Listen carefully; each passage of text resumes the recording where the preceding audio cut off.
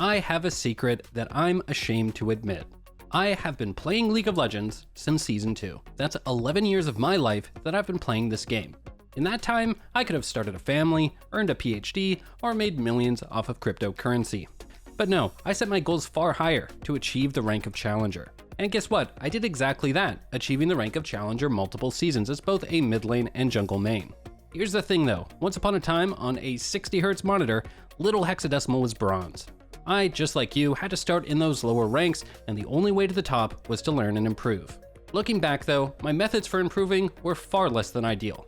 But with years of experience, I started to refine my process of improving, and you know what? I actually kind of got good at it. You see, League of Legends isn't the only game that I played competitively for these past 11 years. I have played a wide variety of game genres. I was able to hit Legend in Hearthstone, a card game, Immortal 3 in Valorant and Global Elite in CSGO, which are FPS games, and Masters in StarCraft, an RTS game. Now, please don't think I'm saying this to brag or to show off or anything like that, as a part of me died inside from cringe after I listed my so-called accomplishments in video games. The point I was trying to make is that over the years, I've been able to get good at a wide variety of games across a lot of different genres. And the only way I was able to do this was not by mastering a single game, but mastering the process of improving at games. And so this guide really stems from a thought experiment. If I could go 11 years back to the past and start over, how would I have learned League of Legends differently? And well, if I'm being honest, if a service like ours at skillcap.com existed back then, well, it would have made my life a whole lot easier. Not only do we have over 280 high-quality courses taught by Challenger experts covering every role and skill you need to learn in order to rank up, but we also release 10 new Smurf commentaries every single week on our site, where a Challenger player teaches you how to climb out of the exact rank you're stuck in. And if you're someone looking for something more personal instead, well then we got you covered with coaching from our trained Challenger experts. If all of this wasn't enough, we're also backed by a rank up guarantee. If you don't significantly improve while actively using Skill Capped, well then you get your money back, no questions asked. So what are you waiting for? Click the link in the description below and get the rank you've always wanted. Alright, so if Skill Cap didn't exist, then what would I have done differently? Well, the first thing I would tell my past self is to stick to one champion.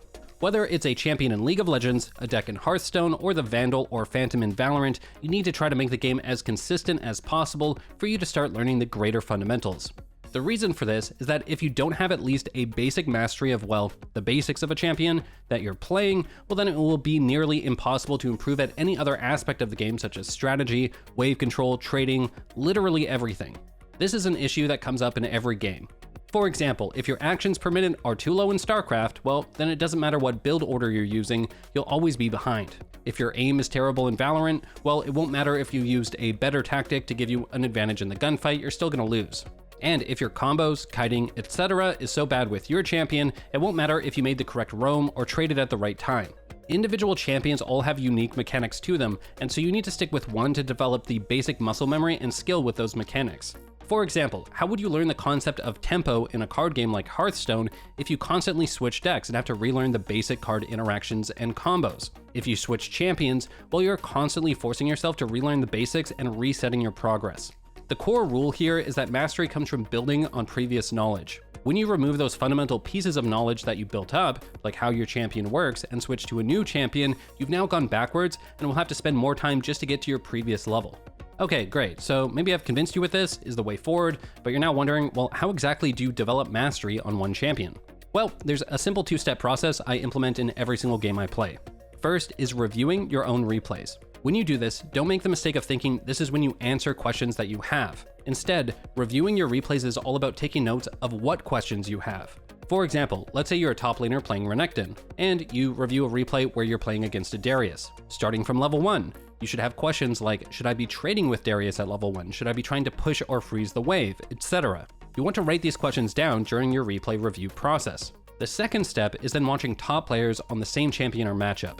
Now, when you watch those players, you know what questions that you need answers to, so it becomes much easier to learn from them. Compare this to if you make the mistake of only looking at top players, but never reviewing your own replays. You'll never know what you're doing wrong or what questions you need answered from these top players.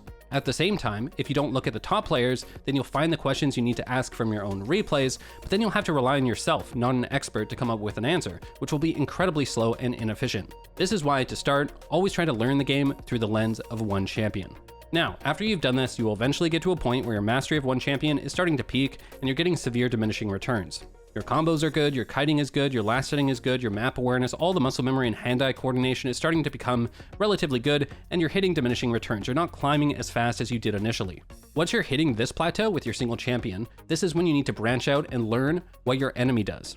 Keep in mind, by making sure that we master one champion first, it means you've now learned what it takes to get good at a champion. This then makes switching to a new champion much easier since you know the common questions to ask. For example, let's say you're an Ahri main and you try out Fizz. Wow, this guy's wave clear is terrible, you think. You've now learned that Ahri has a strength you weren't even aware of before, wave clearing, and that Fizz has a clear weakness. It's through this process you begin to understand both your own and other champions' strengths and weaknesses in win conditions. You're developing matchup knowledge. And although at first it may seem like you need to play hundreds of individual champions, this simply isn't true. These matchups will get extrapolated into archetype knowledge by your brain. For example, Galio, who just wants to wave clear in mid and then roam, is very similar to Twisted Fate's playstyle.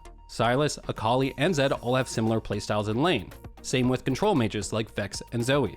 On top of this, you don't actually need to master every single one of these champions. Instead, you just play as many games as needed for you to get a feel for their strengths and weaknesses. This is often 1 to 3 games. And now I know you're probably thinking, hey, are you really giving the advice to play every single champion in the game 1 to 3 times? You know, I kinda have a life unlike you. Well, here's the thing, you don't try out every champion, you just try out the ones that are the most popular in the meta at the time. So, for example, as of writing this guide, it's patch 12.23. The top 5 most popular mid laners are Zed, Akali, Katarina, Syndra, and Yasuo. If you combine their pick rate together, that's 51.2% pick rate. That means if you spend a weekend just trying out these 5 champions to learn their strengths and weaknesses, you'll have insights into over 50% of the matchups you're going to face in mid lane. This is the foundation to improving and mastering a game extremely fast. You first stick with one champion and master it. Then once you plateau and hit diminishing returns, you spend time trying out the current meta champions you're facing. This will then give you much deeper matchup knowledge, as well as a better understanding of your own champion's strengths and weaknesses relative to others. Now, those previous 2 tips form the foundation of our learning, so let's start building on it. What I'm about to teach you is probably the most common mistake I see players make that hold them back from improving. It's that when they're learning League of Legends, they default to playing far too passive. They play a low-risk playstyle and then slowly go more aggressive over time. This is incorrect and severely damaging your ability to improve. Instead, you want to do the opposite. You want to go too aggressive and then slowly peel back that aggression over time. This is what's commonly referred to as limit testing, and it's a far more effective way to improve. By going too aggressive, you will get immediate feedback on whether it was right or wrong. For example, you're in lane and you're thinking to yourself, do I win if I go in for a trade here? Your response to that should be to immediately go in and trade and find out. This way, you get immediate clear feedback. You'll either win or lose the trade. You've now learned something. Compare that to if you had asked the same question, do I win if I trade here? But instead, you played passive. Well, you've now learned nothing since you got no feedback. You're still left with that same question, but you never got an answer to it. This is how you get hard stuck and stop improving. So as you play, be conscious of when you feel unsure of something, whether you're questioning whether to roam, all in, trade, recall, never default into choosing the passive option. Make yourself do the aggressive option, not because it will result in a win for the current game you're in, but because you'll get an answer to your question that will then impact every future game that you play. Moving on, I'm sure you've heard this exact piece of advice before. League isn't about kills, League is about objectives. Well, I'm here to tell you that's actually wrong. League isn't about kills or objectives. League is about gold and stats. The correct decision you make will always be the one that results in generating you the most gold. To truly understand this concept, you first need to understand that every stat in the game has a gold value associated with it. And every stat's gold value is derived from the least expensive basic item that provides only that stat. For example, here's a chart showing that from the League of Legends wiki. This means not only can every single item in the game literally be calculated in terms of its gold efficiency of the stats it provides, but it also means every time you level up, your base stats increase, and these base stats can also be represented again by a gold value. Essentially, the relationship between stats and gold is pervasive across every interaction in League. We go for kills and objectives and last hit all to generate gold, which we then spend on items. These items are then purchased because they increase our stats.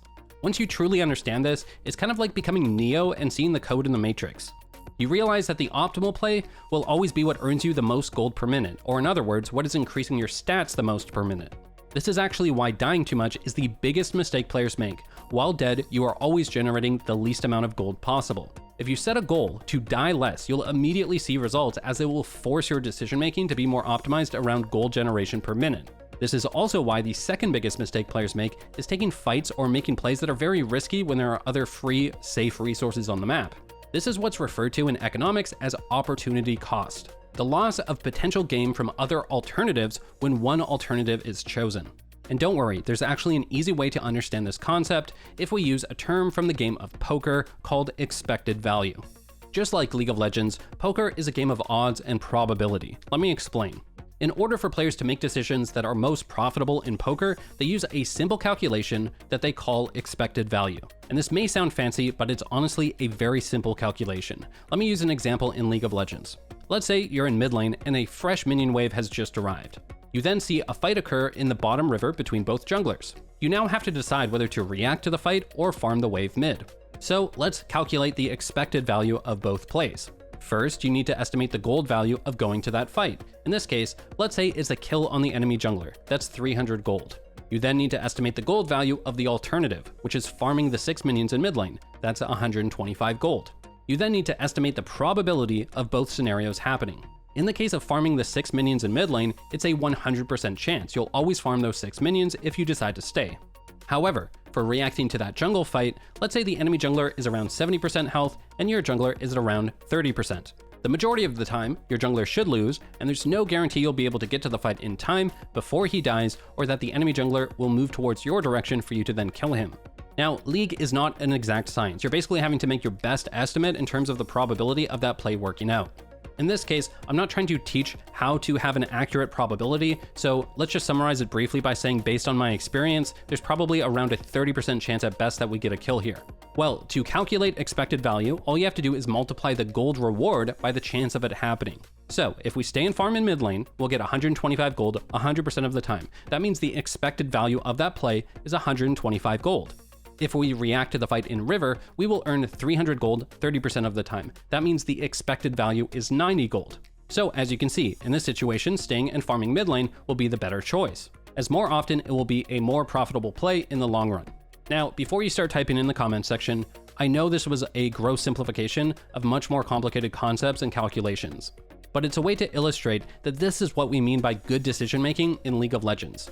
Choices in League of Legends aren't right and wrong in the absolute sense. Instead, decisions will be based around probability. And having good decisions just means you're choosing an option where the expected value is higher than the alternative.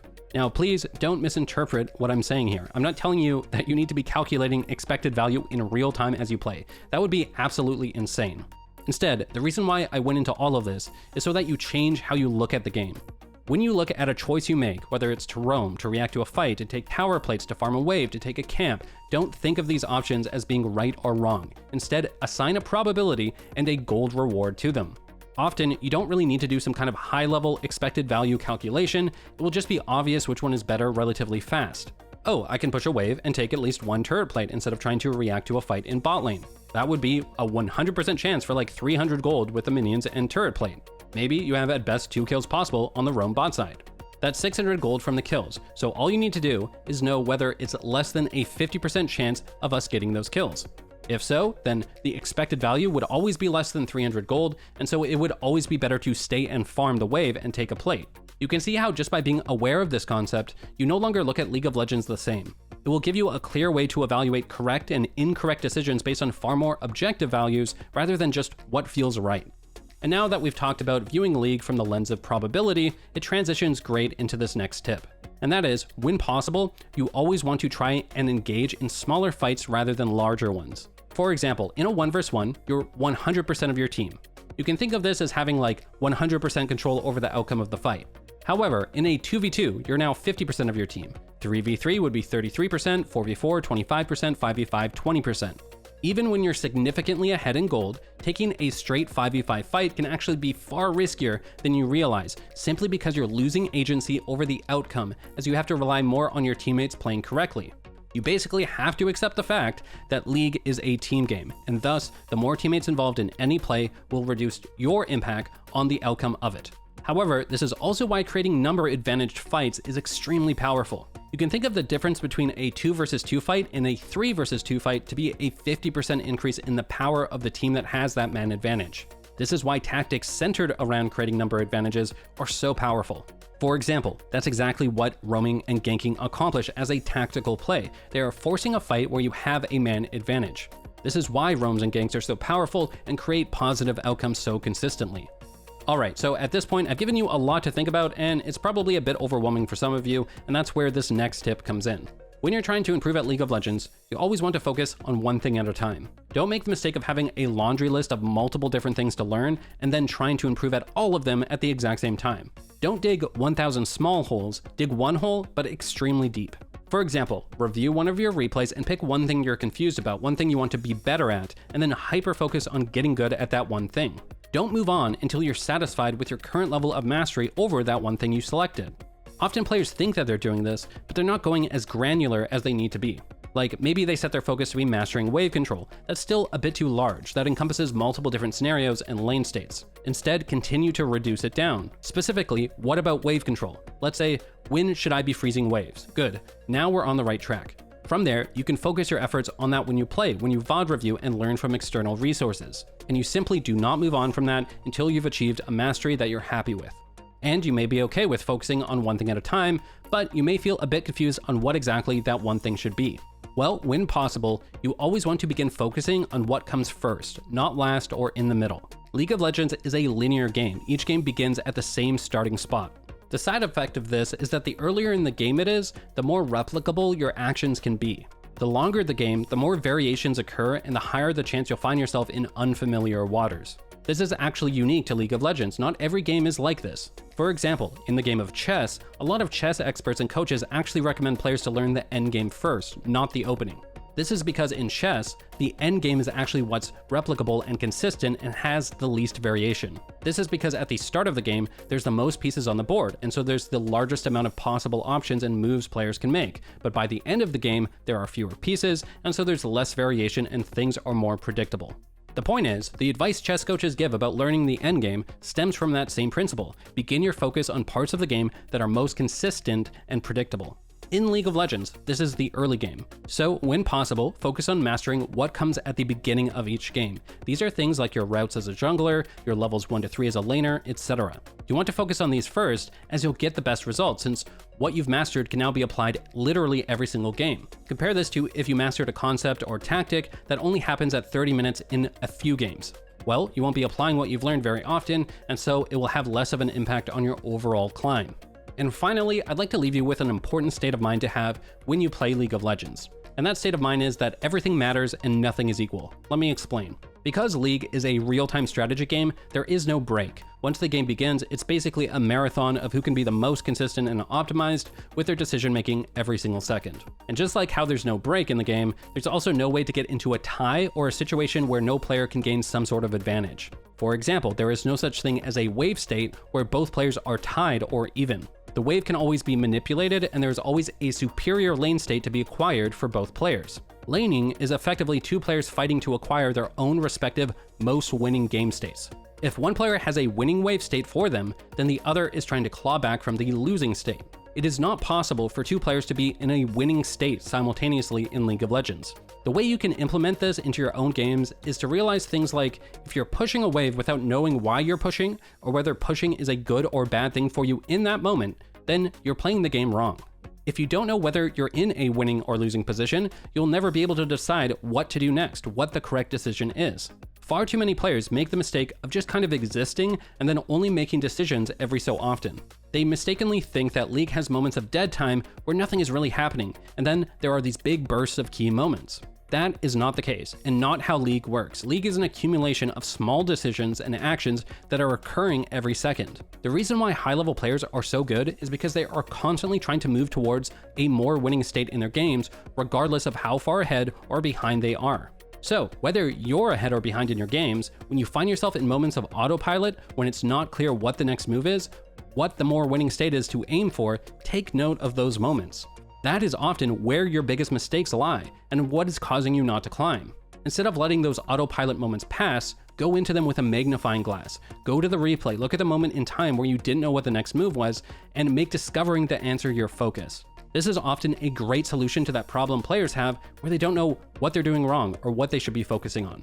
Alright, so here's how I would have learned League of Legends if I could start over. First, I'd pick one champion I like and focus on mastering it as my first goal. That means playing at least 100 games with that champion before I consider doing anything else. During that time, I would do a combination of replay analysis and reviewing top players on that champion. This way, I know what questions to ask and then can find the answers from those better than me. Next, I would then branch out and play 1 to 3 games on the most popular meta champions in my role. While playing them, I will focus on trying to understand and identify their strengths and weaknesses compared to my own champion. This is the beginning of developing more in-depth matchup knowledge. I will also consciously play more aggressive with the intent of limit testing. This way, I can get immediate feedback. If I play too passive, then I'll never make the mistakes I need to make in order to learn and improve. I would also change my perspective on League to view it through the lens of optimizing gold generation per minute. I would do my best to avoid vague subjective feelings of what's most valuable and instead try to evaluate correct decisions based on what nets me the most gold per minute. Additionally, I would try to view decisions as one based on probability. It's not what is the right or wrong decision, but what has the highest chance of producing a good outcome. This would allow me to start favoring decisions that are more stable and consistent and avoid riskier, more volatile choices. When playing the game, I would also try to maximize my impact by reducing the amount of times I'm participating in large, even-numbered teamfights. Simultaneously, I would try to put my focus on learning tactics that set me up to have teamfights with a number advantage, as they are one of the most consistent ways to win fights. As I'm learning, I would choose one thing to focus on at a time and try to develop significant mastery over that prior to then moving on to learning something else. Additionally, I would try to shift my focus to learning things that happen at the beginning of the game, as this will provide the greatest results in the long run. And finally, I would try to identify moments in the game where I don't know whether I'm winning or losing and what my next move should be. The goal of this being to slowly build over time the ability to have a clear game plan on what I should be doing at all phases of the game.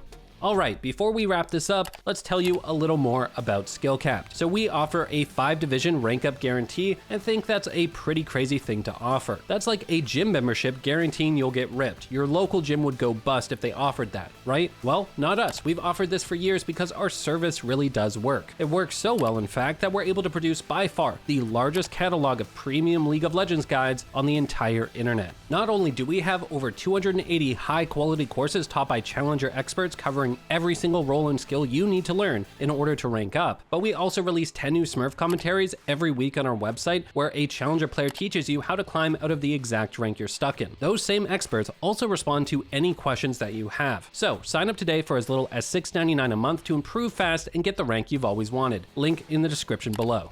Alright, I hope you guys enjoyed this one. I know it was a lot more theoretical in nature compared to our usual guides, but the hope is that it still helps and that you can learn a lot from it. If you have any questions, by all means leave them in the comment section below and I will do my best to answer them.